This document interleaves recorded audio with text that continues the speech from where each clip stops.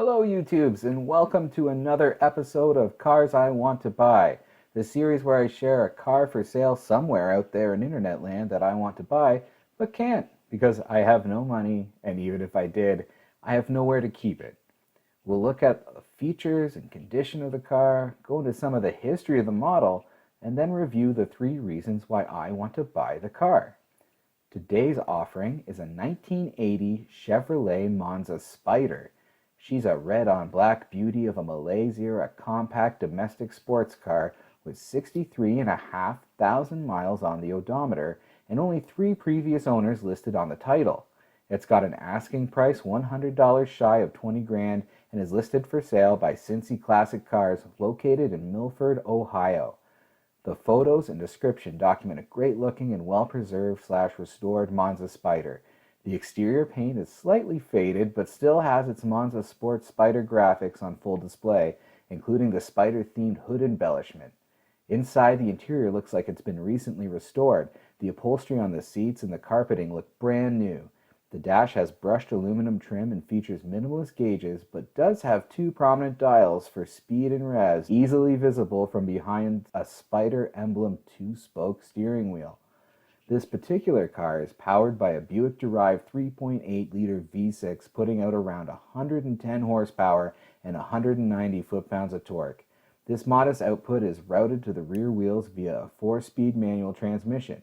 If you want to take a look at the engine, the view under the hood is clean and appears original, with a typical cadre of malaise-era vacuum hoses and lunkish smog-reducing equipment. However, compared to some other engine bays of the era, it's relatively neat and tidy with simple hose and wire loom routing and easily identifiable components. Cargo space is somewhat limited, but expandable thanks to fold-down rear seats and easily accessible thanks to the car's hatchback configuration. The rear cargo area is also where you'll find a spare tire, which doesn't need too much room since this car runs on 13s.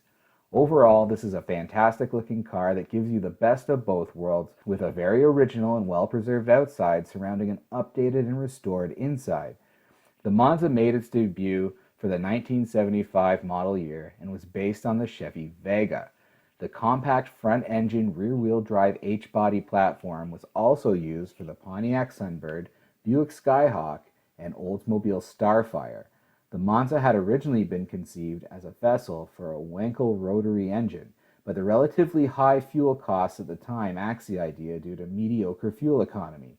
As a result, the Monza soldiered on with an assortment of the standard General Motors engine options, from the 2.3 aluminum block 4-cylinder to the 2.5-liter Iron Duke, and a variety of V6 and V8 options, all the way up to a choked-out 350 small block for California and high-altitude markets. Since variety is the spice of life, Monzas came in hatchback, coupe, and wagon variants. The last year for the Monza and all H-body cars was 1980. The platform was replaced by the front-wheel drive J-body platform, a configuration GM would dive into with both feet as the 1980s progressed. There isn't too much unique about these cars, but I did want to touch on the Spyder trim. GM first used the term Spyder for the turbocharged version of the Corvair. For the Monza, the Spyder package included a number of aesthetic and performance upgrades, including a 2-barrel version of the 2.3-liter, as well as beefed-up suspension and shocks. Over the years, the Spyder package was split out into a number of options, from a simple graphics package to actual performance upgrade. Just one note on the term Spyder, it actually goes all the way back to before cars even existed. Spyders were a type of phaeton carriage with light body and large wheels with thin wooden spokes that resembled spiders' legs. Since these lighter carriages were more nimble, the name was adopted for sporty cars and has been used by various auto manufacturers ever since.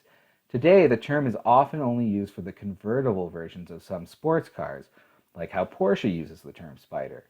And while a phaeton carriage did have a convertible top, the Spyder moniker reflects the appearance of the long wooden spokes and the nimble character of the vehicle, so it's completely appropriate for a non-convertible sports car to use the term Spyder.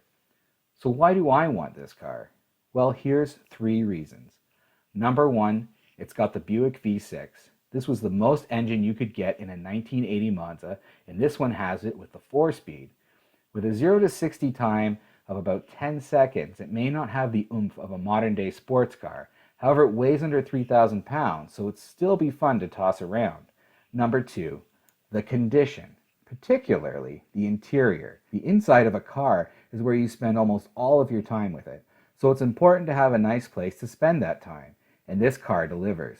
Almost all of the cabin looks brand new, and it's pretty classy and sporty looking for a car from the malaise era. Its no-nonsense minimalist design seems to proclaim that this car is meant for one thing and one thing only, and that is driving.